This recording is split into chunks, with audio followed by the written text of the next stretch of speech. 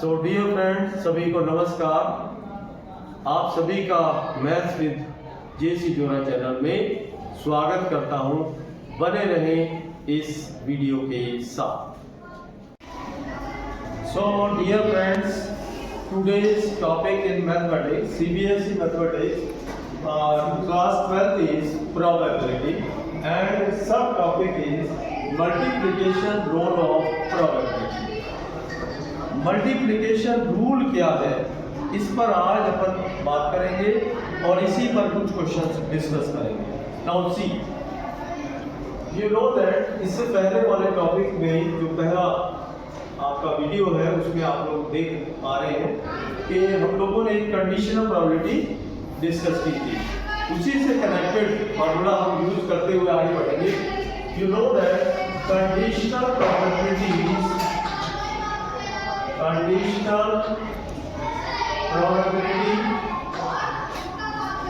formula is probability of E intersection F divided by probability of F.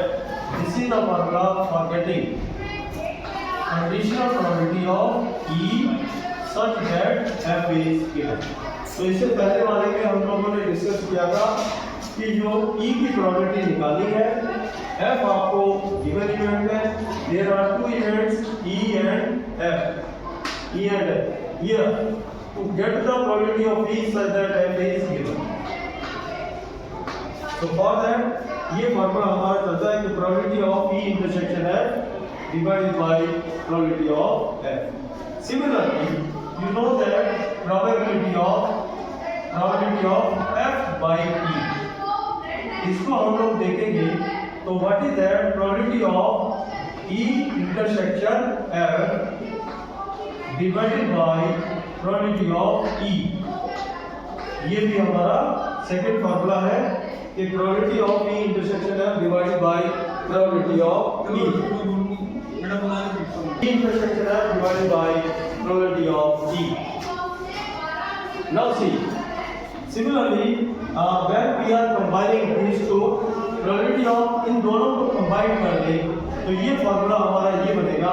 इससे number 1 से हम आगे बढ़ेंगे थोड़ा, तो ध्यान दीजिए, अगर हम क्रॉस मल्टीप्लाई कर दें तो what is that probability of E intersection F that will be equal to probability of E intersection F multiplied probability of F. From this result we are obtaining this one. Similarly, from second result we can know probability of E intersection F that will be equal to this one. So finally probability of F by E means conditional probability of F such that E is given to you multiply probability of E. So these are two results. When we are combining these two, final result आपको multiplication rule of probability का मिल जाएगा। And you know that when we are combining these two, so finally probability of E intersection F is equal to probability of E by F multiplied probability of F is equal to probability of F by E multiplied probability of E. These are two results we are getting. So this rule is called multiplication rule of probability. तो याद रखिएगा, दोबारा repeat कर रहा हूँ इसको कि अगर हमें मल्टीप्लिकेशन की प्रोबेबिलिटी निकालनी है तो E by F या F by E जो भी गिवन है, गिवन इवेंट आपकी डिवीजन वाली है, F is given to get the probability of E and similarly अगर यहाँ F है तो ये याद रखने के लिए क्या बनेगा, that is probability of F. Similarly probability of F by E की बात करनी है तो E is given, then finally यहाँ पर probability of E आएगी. So this rule is called multiplication rule of probability in case of probability. That is the topic और इस पर अब हम कुछ एग्जांपल्स को एडजस्ट करेंगे जिससे आप इसके बेस पर कुछ प्रॉब्लम्स हैं तो उसको हम लोग जानेंगे, कैसे यूज करना है, कैसे आइडेंटिफाई करना है, ये सारी बात अपन जानेंगे।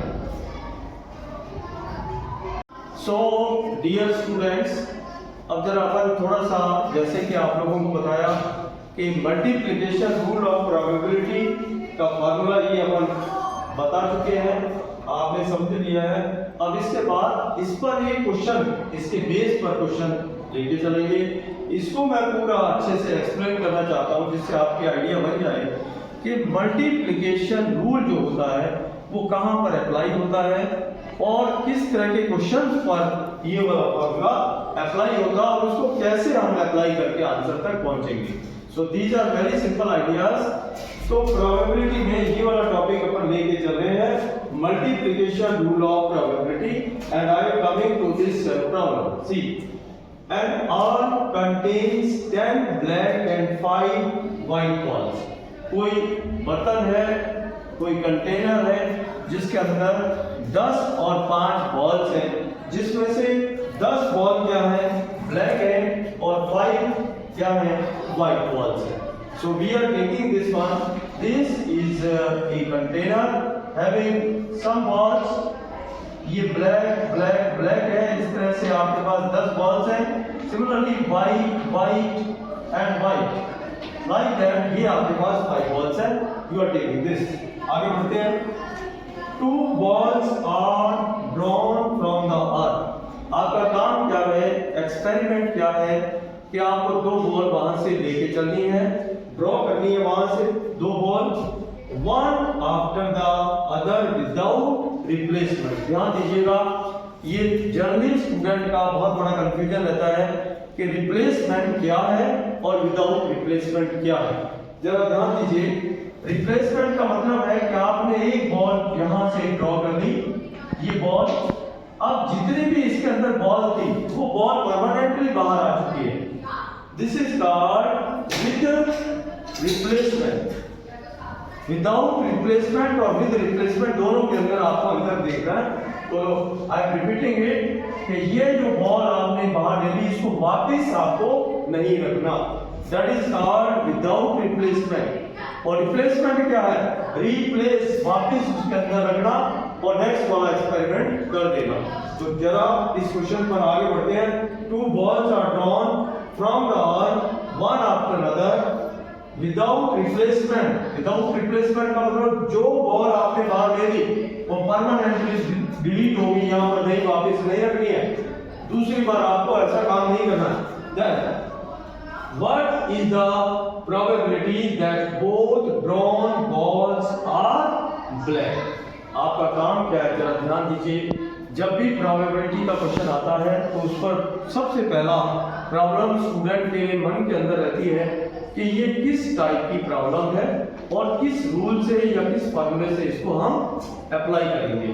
तो इस क्वेश्चन के अंदर एक चीज नोट करिएगा कि मल्टीप्लिकेशन रूल हम कहां पर अप्लाई करेंगे, वहां पर करेंगे जहां पर आपको 2 बार काम या 3 बार काम करना पड़ता है।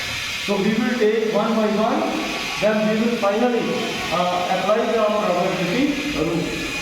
Now see, आपके पास इसमें टोटल बॉल कितनी है, 10 और 5 टोटल बॉल है 50। ध्यान दीजिएगा, टोटल बॉल्स आर 15 में से 10 बॉल है ब्लैक और 5 कितनी है, व्हाइट। तो पहली बार जब मैं इस बॉल को बाहर ड्रॉ करूंगा तो आपको ब्लैक बॉल आने की प्रोबेबिलिटी देखनी है। उसके फेवरेबल केसेस कितने हैं, टोटल 10 बॉल्स आर देयर, तो 10 उसके फेवर में चलेंगे। You know the basic definition of the probability, that is favourable cases divided by total number of cases in the sample space. Now see, 10 ये आ गया और divided by total numbers of balls are 15, that's why you are taking this 15। This is first ball. To draw first ball, black आने की probability हमने ये बना ली,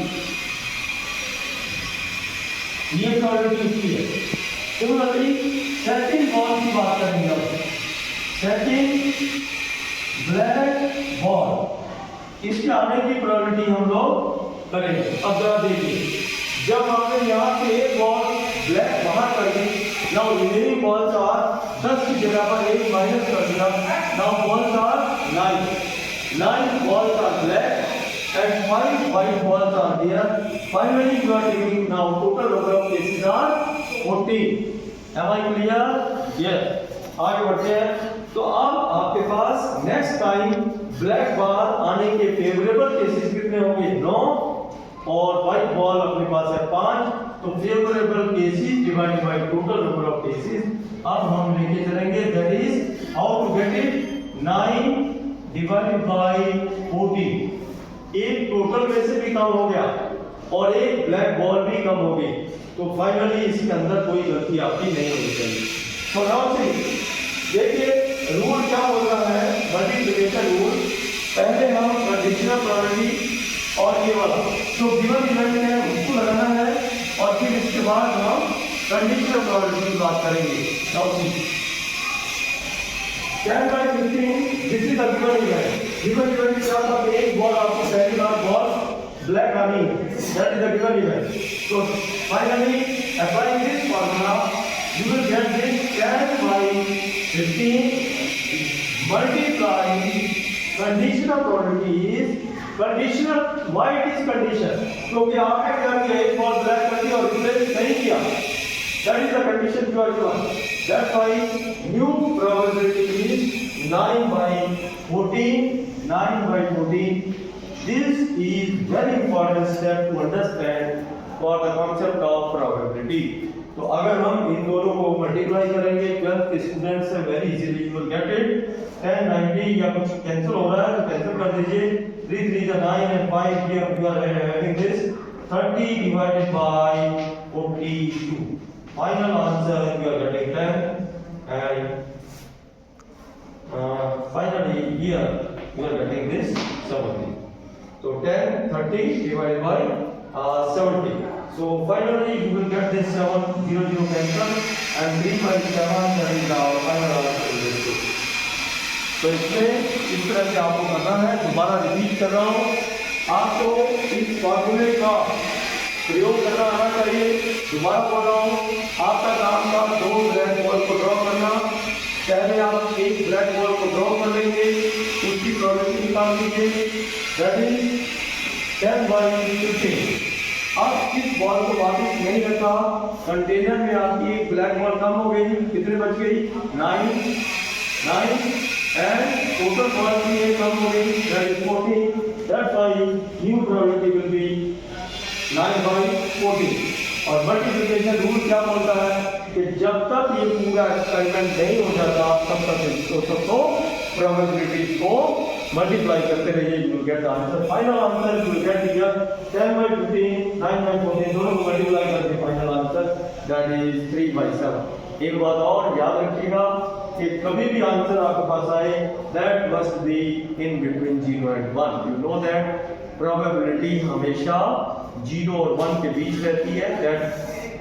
that is not less than 0 and that is not greater than 0. So thank you for this listening.